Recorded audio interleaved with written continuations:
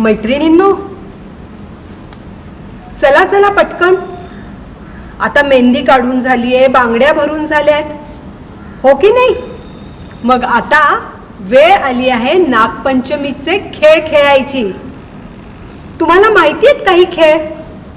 आज बालकल्याण संस्थेच्या काही विद्यार्थिनींबरोबर आपण सगळे मिळून हे खेळ खेळूया, फुगडी घालूया, झिम्मा खेळूया आणि नंतर ते खेळ का खेळायचे, त्याचं महत्त्व काय आहे ते सुद्धा ऐकूयात. अगं बोलव ना शेजारच्या मैत्रिणीला. चल पटकन फुगडी घालूयात. चल चल.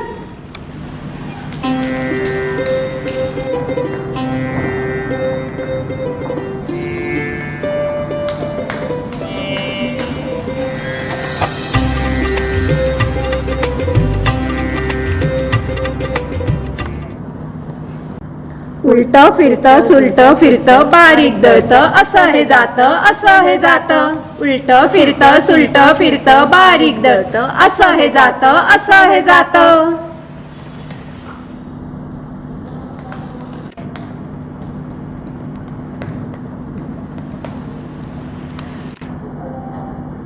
नकुल्या बाई नकुल्या चंदनाच्या टिकल्या, एक टिकली उडाली गंगेला जाऊन मिळाली.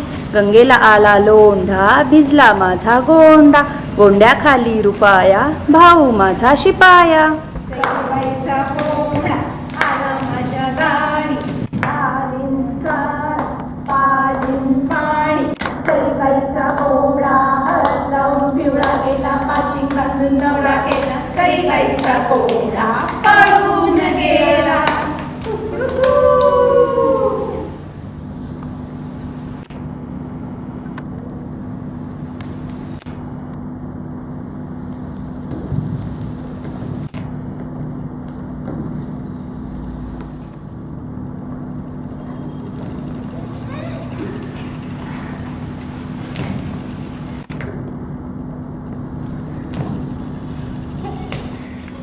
साळुंकी साळकी तुझी माझी पालखी रामाची जानकी. पगड फू बाई पगड फू, पगड फू बाई पगड फू, पगड फू बाई पगड फू.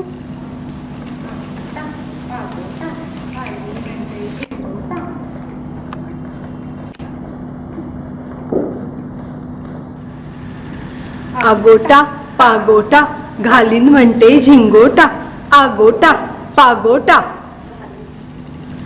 आगोटा पागोटा घालीन म्हणते झिंगोटा, आगोटा पागोटा घालीन म्हणते झिंगोटा. आगोटा पागोटा घालीन म्हणते झिंगोटा, तुळशी बागेत जाईन म्हणते लाली लिपस्टिक आणीन म्हणते. आगोटा पागोटा घालीन म्हणते झिंगोटा. काटपटकाना तेल्याचा घाणा, तेल्याच्या घाण्यावर बसलंय पाखरू. श्रावणी म्हणते तेच माझं लेकरू, तेच माझं लेकरू. आता हे गाठोडं कसं घालतायत बघा बरं का. त्यांनी काय केलंय, मांडी घातली आहे आणि अंगठे धरलेत आपल्या पायाचे. बघितलं? शाबाश.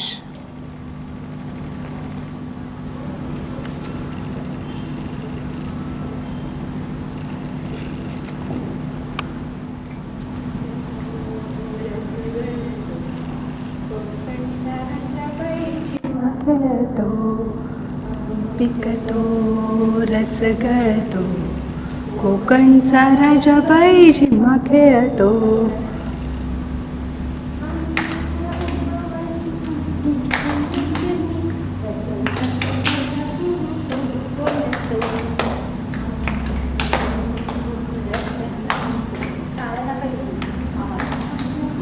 झिम्मा खेळतो, कोकणचा राजाबाई झिम्मा खेळतो. कोकणचा राजाबाई झिम्मा खेळतो.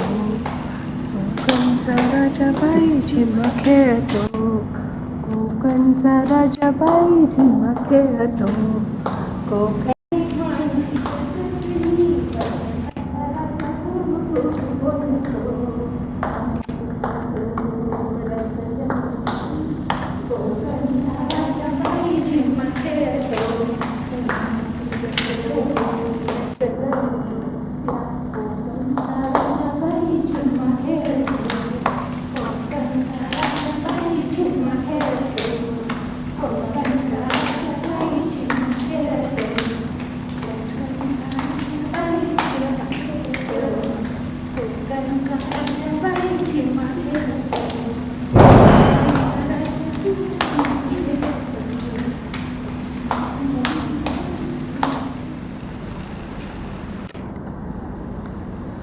आत्ताच आपण पारंपरिक तालबद्ध क्रीडा प्रकार पाहिले. आता आपण त्याचे फायदे जाणून घेऊ. हे प्रकार कोणत्याही वयोगटासाठी उपयुक्त ठरतात. त्याचप्रमाणे निखळ मनोरंजनसुद्धा होते. या प्रकारासाठी विशिष्ट क्रीडागणाची किंवा साहित्याची गरज नसते. त्याचप्रमाणे वेळेचं बंधनसुद्धा नसते, संख्येचंसुद्धा बंधन नसते. त्यामुळे या खेळात अनेक जण सहभागी होऊ शकतात. या खेळामुळे प्रामुख्याने भित्रेपणा, बुजरेपणा जातो व सुप्त क्रीडागुणांचा शोध लागतो व वाव मिळतो. या खेळामुळे खिलारी वृत्ती निर्माण होते. त्याचप्रमाणे व्यक्तिमत्वाचा विकास होण्यास मदत होते आणि अनेक सामाजिक गुण अंगी जोपासले जातात. आणि सर्वात महत्त्वाचं म्हणजे भरपूर व्यायाम होतो. धन्यवाद. मुलांनो, तुम्ही कालपासून बघता आहात की आपण वारूळ तयार केलं आणि मग मातीचा नाग सुद्धा तयार केला, हो की नाही? मोरे सरांनी, विशाल सरांनी, सुलभा मॅडमनी आणि बालकल्याणच्या सर्व स्टाफनी मिळून किती सुंदर वारूळ तयार केलं ते. त्यानंतर आपण नागपंचमीच्या निमित्ताने खेळले जाणारे खेळही बघितले. तुमच्याच काही मैत्रिणींबरोबर, अर्थात बालकल्याणच्या काही विद्यार्थिनींबरोबर, मीराताईबरोबर, धनश्रीताईबरोबर आपण ते खेळले सुद्धा. आता या नागपंचमीची कहाणी मी तुम्हाला सांगणार आहे बरं का.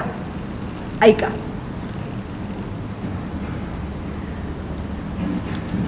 आटपाट नगर होतं.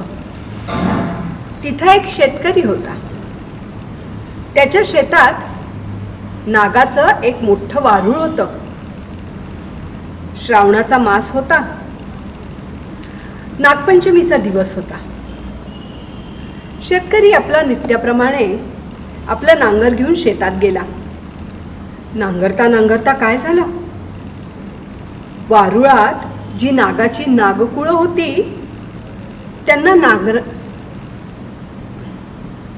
वारुळात जी नागाची नागकुळं होती त्यांना नांगराचा फणा लागला.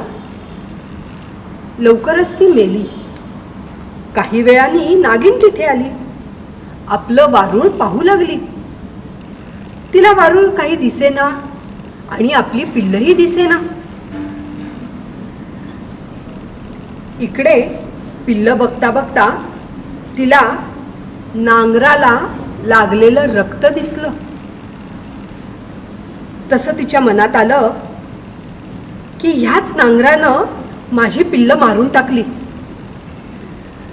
त्याचा तिला राग आला आणि सूड घेण्याचं तिने मनात ठरवलं. ज्या शेतकऱ्यांनी माझ्या पिल्लांना मारलं त्या शेतकऱ्याचा मी निर्वंश करीन असं तिने ठरवलं आणि ती त्या शेतकऱ्याच्या घरी गेली. त्याच्या मुलाबाळांना, बायकोला, शेतकऱ्याला सगळ्यांना तिने दंश केला आणि ती सर्वजण मरून जमिनीवर तशीच पडली. या शेतकऱ्याची एक मुलगी होती बर का, जिचं लग्न झालं होतं आणि ती तिच्या सासरी दुसऱ्या गावी राहत होती.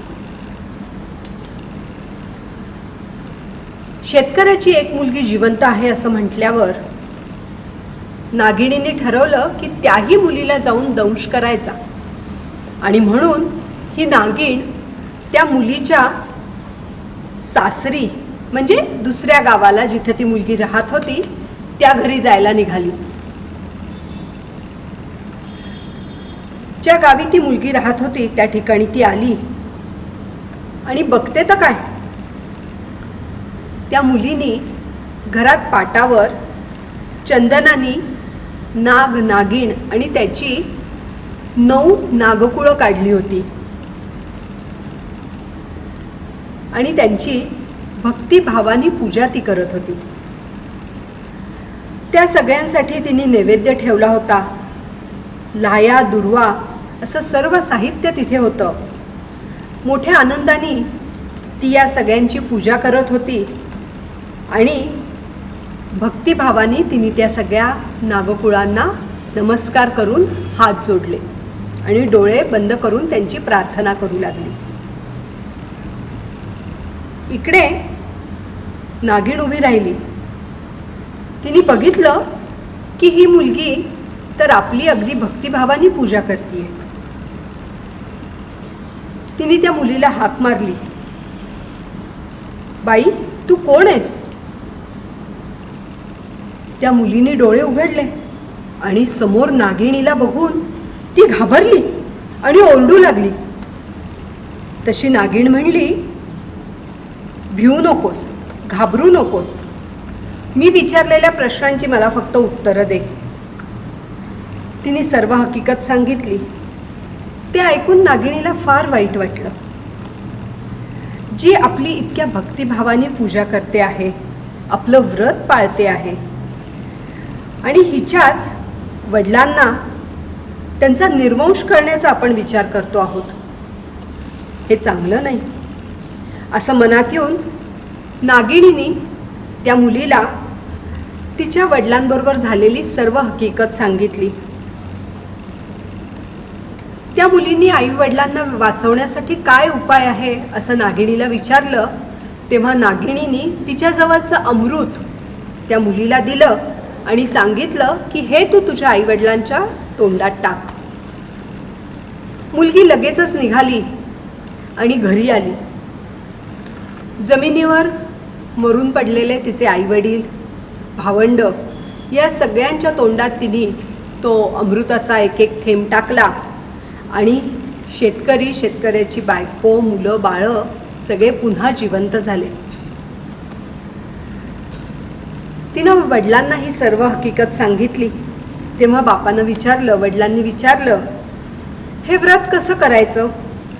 मुलीने व्रताचा सगळा विधी सांगितला आणि शेवटी सांगितलं, इतकं सगळं तुम्हाला नाही जमलं तरी चालेल, पण एक करा, नागपंचमीच्या दिवशी शेतात नांगर धरू नका, काही खणू नका, काही चिरू नका, तव्यावर काही शिजवू नका. नाग नागिण यांना नमस्कार करा, नागोबाला नमस्कार करा आणि मग तेव्हापासून शेतकरी नागपंचमीचं हे व्रत पाळू लागला. नागिण प्रसन्न झाली. तशीच ती तुम्हा आम्हाला हो ही 60 उत्तराची कहाणी 5 उत्तरी सुफळ संपन्न. Like, share and subscribe to our YouTube channel and do not forget to press bell icon.